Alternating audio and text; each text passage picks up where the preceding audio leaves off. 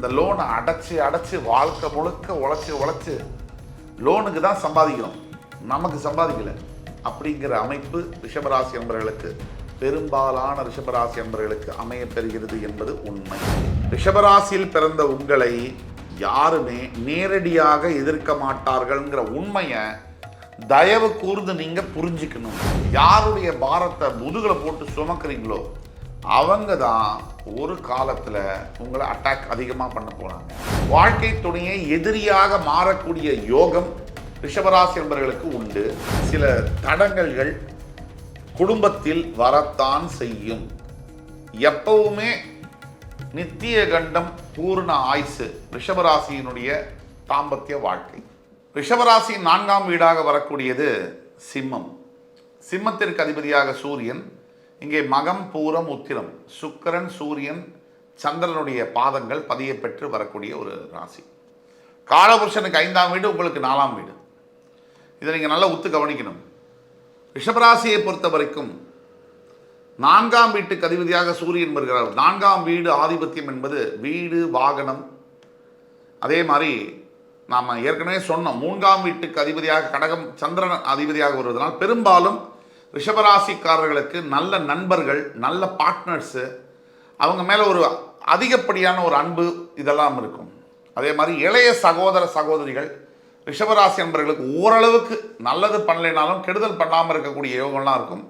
இதற்கு விதி விலக்குகளும் உண்டு. உங்கள் தனிப்பட்ட ஜாதகத்தை பார்த்தால்தான் உங்களுடைய விஷயத்தை ஆழமாக அனலைஸ் பண்ணி துல்லியமாக சொல்ல முடியும். இப்போ 4ஆம் வீடு என்பது ஆதிபத்தியம் என்னெல்லாம் பார்த்தோம்னா, வீடு வாகனம், மூத்த சகோதரர்கள், உயரிய கல்வி, இதெல்லாம் நம்ம சொல்கிறோம். அப்போ சுகஸ்தானம்னு சொல்கிறோம். பெரும்பாலும் ரிஷபராசியில் பிறந்தவர்களுக்கு அக்னி பாவம் சம்பந்தப்பட்ட நோய்கள் வரக்கூடிய வாய்ப்புகள் அதிகம் உண்டு. உங்கள் 4ஆம் வீட்டுக்கு அதிபதியான சூரியன் உங்களுடைய விரயஸ்தானம் என்று சொல்லக்கூடிய மேஷராசியில் போய் உச்சம் பெறுகிறார். சுகஸ்தானாதிபதி விரயஸ்தானத்தில் உச்சம் பெறுவதனால் ரிஷபராசி என்பவர்களுக்கு உடல்ல பித்தம் சம்பந்தப்பட்ட நோய்கள் வரக்கூடிய வாய்ப்புகள் அதிகம் உண்டு. அங்கே ஜாக்கிரதையாக இருக்கணும். அதே சமயத்தில் ஏதோ ஒரு சந்தர்ப்பத்தில் அப்பா மூலியமாவோ, முக்கியமாக பிதா காரகன் சூரியன்றதுனால அப்பா மூலியமாவோ அல்லது ஒரு கணவர் மூலியமாவோ இல்லை அரசாங்கத்தின் மூலியமாவோ இல்லை பெண்டாட்டியினுடைய அப்பா மாமனார் மூலியமாவோ பெரிய சொத்துக்கள், வாகனம், வீடு வரக்கூடிய வாய்ப்புகள் இருக்கு. இது அப்படியே இருக்குன்னு சொல்ல முடியாது. உங்கள் பிறப்பு ஜாதகத்தில் சில மாறுதல்களை வச்சு இது மாறும். ஆனால் பெரும்பாலும் வாய்ப்புகள் இருக்கு. ரிஷபராசியினுடைய 4ஆம் வீட்டில் பார்த்தீங்கன்னா கேது சுக்கிரன் சூரியனுடைய பாதங்கள் வருது. இதில் சூரியனுடைய வீட்டில் கேது சுக்கிரன் சூரியனுடைய பாதங்கள். நீங்கள் சுக்கிர ராசி. பெரும்பாலும் மேல் படிப்பு படிப்பதற்கு ரிஷபராசி என்பவர்கள் ரிசர்ச் சம்பந்தப்பட்ட படிப்பு எடுத்தால் பிஹெச்டி டாக்டர் சம்பந்தப்பட்ட படிப்புகள் உங்களுக்கு ரொம்ப சூட்டபுளாக இருக்கும், நல்லா வரும். அதே மாதிரி பூர்வீக சொத்துக்கள், கோர்ட் கேஸு எவ்வளவு நடந்தாலும் ஃபைனல் வெர்டிக்ட் உங்களுக்கு சாதகமாகத்தான் வரும். இதெல்லாம் ரிஷபராசி என்பவர்களுடைய பிறப்பினுடைய ரகசியங்கள். அதே மாதிரி நல்ல கல்வி பயிலக்கூடிய யோகங்கள் ரிஷபராசி என்பவர்களுக்கு இருக்கு. இளம் வயதிலேயே திருமணம் முடிக்கக்கூடிய யோகமும் ரிஷபராசி என்பவர்களுக்கு உண்டு. ஆனால் நான் வரேன், இன்னும் நிறைய வீடுகள் இருக்கு பார்க்கணும், கல்யாணத்தை பற்றிலாம் சொல்கிறேன். அதுக்கப்புறம் 4ஆம் வீட்டில் சுக்கிரன் உங்களோட ராசிநாதனே கால் பதிப்பதனால் உங்களுடைய நண்பர்களோ சகோதரர்களோ பூர நட்சத்திரத்தில் பிறக்கிறாங்க அப்படின்னா நீங்கள் அவர்களால் பாதிக்கப்படக்கூடிய யோகங்களும் உண்டு. அது ஜாக்கிரதையாக இருந்துக்கணும். அதே உத்திர நட்சத்திரம் 1ஆம் பாதத்தில் பிறக்கக்கூடியவர்கள் உங்களுக்கு நண்பர்களாகவோ சகோதரர்களாகவோ இருந்தால் அவர்களால் உங்களுக்கு நன்மைகளும் உண்டு. அடுத்தபடியாக உங்களுடைய 5ஆம் வீடு பூர்வ புண்ணிய ஸ்தானத்திற்கு அதிபதியாக உங்களுடைய 2ஆம் அதிபதி, அதாவது மிதுன ராசிக்கு அதிபதியே 5ஆம் வீட்டுக்கும் அதிபதியாக வருகிறார். இதில் ஒரு ஸ்பெஷாலிட்டி இருக்கு. இந்த பூர்வ புண்ணிய ஸ்தானம் என்பது ஒரு மனிதனுடைய வாழ்க்கையை தீர்மானிக்கக்கூடிய ஒரு இடம்.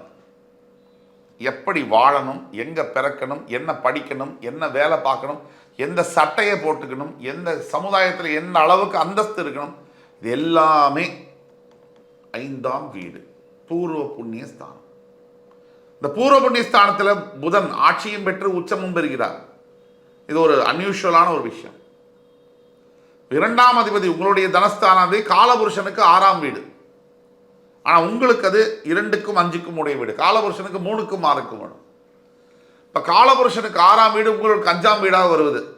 அதனால் நான் ஏற்கனவே சொன்னேன், வாக்கு சம்பந்தப்பட்ட பேச்சு தொழில் சம்பந்தப்பட்ட ப்ரொஃபஷனில் இருக்கும் போது வக்கீல்களாக, ஒரு நீதிபதிகளாக, அரசியல் தலைவர்களாக, ரியல் எஸ்டேட் துறையில் ஏஜென்சிஸ் வச்சிருக்கக்கூடியவர்களுக்கெல்லாம் நல்ல லாபம் கிடைக்கும். அதே மாதிரி ரிஷபராசியில் பிறந்தவர்கள் ஐடி துறையில் வேலை பார்த்தால் பெருமளவு உயர்வை பார்க்க முடியாது. அப்படியே சஸ்டைனபிலிட்டியாக இருக்கும். அந்த வேலையை காப்பாற்றிக்கிறதுலேயே மும்முரமாக இருக்கும். உங்களுடைய திறமைக்கு ஏற்ற ஒரு முன்னேற்றம் இருக்காது. அதே மாதிரி 5ஆம் வீடு பூர்வ புண்ணிய ஸ்தானத்தில் புதன் ஒரே வீட்டில் ஆட்சியும் உச்சமும் பெறுவதனால் உங்களுக்கு பிறக்கக்கூடிய குழந்தைகளானவர்கள், ரிஷபராசியில் இருக்கக்கூடியவர்களுக்கு புத்திர பாக்கியம். 5ஆம் வீடு எது? புத்திரஸ்தானம், பூர்வ புண்ணியஸ்தானம். எல்லாமே ஒரு மனிதனுடைய வாழ்க்கையை தீர்மானிக்கக்கூடிய எல்லா விஷயங்களையும் கொடுக்கக்கூடியது. நல்லா நிம்மதியாக இருப்பியா, சந்தோஷமாக இருப்பியா, 5ஆம் வீடு. அந்த வீட்டில் புதன் ஆட்சியும் உச்சமும் பெறுவதனால் உங்களுக்கு ரொம்ப உற்ற கிரகம் புதன். அவர் ஒரே வீட்டில் ஆட்சி உச்சம் பெறக்கூடிய ஒரே கிரகம் அவர் தான். அதுவும் கன்னி ராசிங்கிறதுனால பிறக்கக்கூடிய குழந்தைகள் மிகப்பெரிய அறிவாளிகளாக, மிகப்பெரிய படிப்பாளர்களாக, கல்வியில் சிறந்தவர்களாக, ஸ்காலர்ஸாக, பெரிய புகழ் பெறக்கூடியவர்களாக பிறக்கக்கூடிய பாக்கியம் ரிஷபராசி என்பவர்களுக்கு உண்டு. உங்களுடைய குழந்தைகள் மிகப்பெரிய அளவில் பரிமளிப்பார்கள் தங்களுடைய வாழ்க்கை. அப்படின்னா என்ன அர்த்தம்? நீங்கள் வயோதிக காலத்தில் நல்லா இருக்க போறீங்க, நிம்மதியாக இருக்க போறீங்க. நமக்கு செய்தாங்களோ இல்லையோ குழந்தைங்க, அவங்க நல்லா இருந்தால் போருமே சார். அந்த அடிப்படையில் நீங்கள் உங்கள் ரிட்டையர்மெண்ட் லைஃப்பில் ரொம்ப நிம்மதியாகவும் சந்தோஷமாகவும் இருக்க போறீங்க அப்படிங்கிறத சொல்கிறது தான் இந்த அர்த்தம். அது தவிர 5ஆம் இடம் புத்திர பாக்கியம், பூர்வ புண்ணியஸ்தானம், நல்ல ஒரு அந்தஸ்து சமுதாயத்தில் கிடைக்க பெறக்கூடிய யோகங்கள் பிறப்பிலேயே ரிஷபராசி என்பவர்களுக்கு கிடைக்கிறது என்பது உண்மை. அதற்கு அடுத்தபடியாக 6ஆம் வீடு என்று சொல்லக்கூடிய துலாம் ராசி. அங்கே பார்த்தீங்கன்னு சொன்னால், இப்போ கன்னிராசியில் பார்த்தீங்கன்னு சொன்னால் உத்திரம், அஸ்தம், சித்திரை 3 நட்சத்திரங்கள் வருது. துலாம் ராசியில் சித்திரை, சுவாதி, விசாகம், செவ்வாய், ராகு, குருவுடைய பாதங்கள் பதிய சுக்கிரனுடைய வீடு, உங்களுடைய ராசிநாதனுடைய இன்னொரு வீடு. உங்கள் ராசிநாதர் இன்னொரு வீடு 6ஆம் வீடு. ஆனால் காலபுருஷனுக்கு அது 7ஆம் வீடு. அப்படிங்கிறதுனால பெரும்பாலான ரிஷபராசி என்பவர்களுக்கு வாழ்க்கை துணையானவர் உங்களை அவர்கள் எதிரியாகவே பாவிக்கக்கூடிய தன்மை என்பது இருக்கும். இப்ப ரிஷபராசியில் இருக்கக்கூடிய ஆண்களா நீங்கள், உங்க மனைவி உங்களை பெரும்பாலும் எதிரியாகவே பார்ப்பாங்க.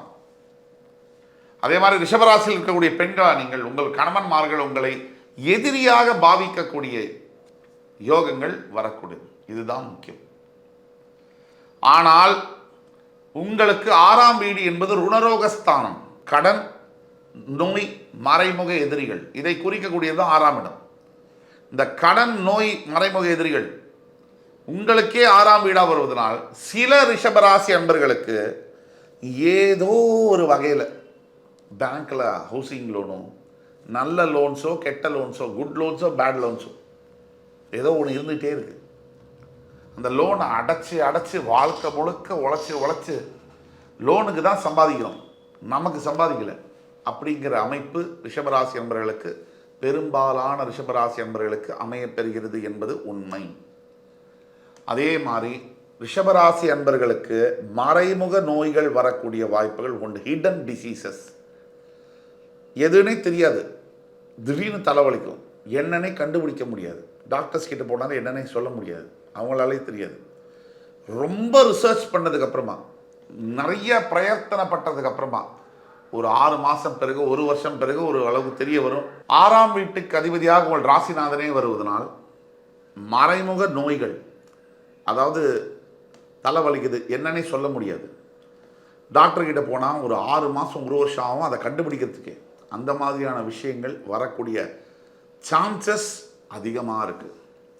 அதே மாதிரி மறைமுக எதிரிகள், ரிஷபராசியில் பிறந்த உங்களை யாருமே நேரடியாக எதிர்க்க மாட்டார்கள்ங்கிற உண்மையை தயவு கூர்ந்து நீங்க புரிஞ்சுக்கணும். உங்களை மறைமுகமாகத்தான் அட்டாக் பண்ணுவாங்க. நீங்க ரொம்ப நல்லவங்களாச்சே, எவ்வளோ அடிச்சாலும் தாங்குறீங்க இல்லையா, அதனால மறைமுகமாக தான் அட்டாக் பண்ணுவாங்க. அந்த மறைமுக அட்டாக் ஏன்னா யார் பண்ணுவாங்க அப்படின்னா, யாருக்கு நீங்க அதிகமாக உதவி செய்கிறீங்களோ, யாருக்கு நீங்க ஓடி ஓடி உழைக்கிறீங்களோ, யாருடைய பாரத்தை முதுகில் போட்டு சுமக்கிறீங்களோ, அவங்க தான் ஒரு காலத்தில் உங்களை அட்டாக் அதிகமாக பண்ண போகிறாங்க. எஸ்பெஷலி வேலை செய்யக்கூடிய இடத்தில் இருப்பவர்கள் உங்களை பேக் ஸ்டாபிங், ஹிடன் அட்டாக் அதிகமாக பண்ணுவார்கள். அடுத்தபடியாக உங்களுடைய 7ஆம் வீடு என்று சொல்லக்கூடிய வீடு விருச்சிக ராசி. அங்கே பார்த்தீங்கன்னு சொன்னால் விசாகம், அனுஷம், கேட்டை, குரு, சனி, புதனுடைய நட்சத்திரங்கள் பதிய செவ்வாயுடைய வீட்டு. நீங்கள் சுக்கிர ராசி. காலபுருஷனுக்கு அது 8, உங்களுக்கு அது 7. இப்போ தான் நம்ம சொன்னோம். பல ரிஷபராசி நண்பர்களுக்கு வாழ்க்கை துணை அமையும். காதல், 2 காதல், 1 காதல் தோத்து போய் அதுக்கப்புறம் வாழ்க்கை துணை அமையும். ஆனால் ஒரு காலகட்டத்துக்கு பிறகு வாழ்க்கை துணையை எதிரியாக மாறக்கூடிய யோகம் ரிஷபராசி நண்பர்களுக்கு உண்டு.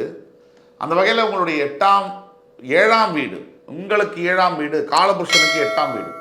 அந்த அடிப்படையில் சில காரணங்களுக்காக ஒரு 10% ரிஷபராசி நண்பர்களுக்கு இந்த பார்ட்னர், லைஃப் பார்ட்னர், வாழ்க்கை துணையுடைய ஹெல்த்தை கவனமாக பார்த்துக்கணும். அதில் ப்ராப்ளம்ஸ் வரக்கூடிய வாய்ப்புகள் இருக்குது. அதை ஜாகிரதையாக பார்த்துக்கணும் அப்படிங்கிறது நம்ம ஆணித்தனமாக சொல்கிறோம். ஆக உங்களுடைய 7ஆம் வீட்டுக்கு அதிபதியாக செவ்வாய் பகவான் வருகிறார். அப்போ ரிஷபராசி அன்பர்களுக்கு பெரும்பாலும் 7ஆம் வீடுடைய ஆதிபத்தியங்கள் என்ன? தொழில், கலத்திரம், இல்லை ஒரு வாழ்க்கை துணையை பற்றி சொல்லக்கூடியது, சில என்ன தொழில்கள் செய்வீங்க அப்படிங்கிறது சொல்லக்கூடியது. அது செவ்வாயுடைய வீடுங்கிறதுனால சில தடங்கல்கள் குடும்பத்தில் வரத்தான் செய்யும். எப்பவுமே நித்திய கண்டம், பூர்ண ஆயுசு ரிஷபராசியினுடைய தாம்பத்திய வாழ்க்கை.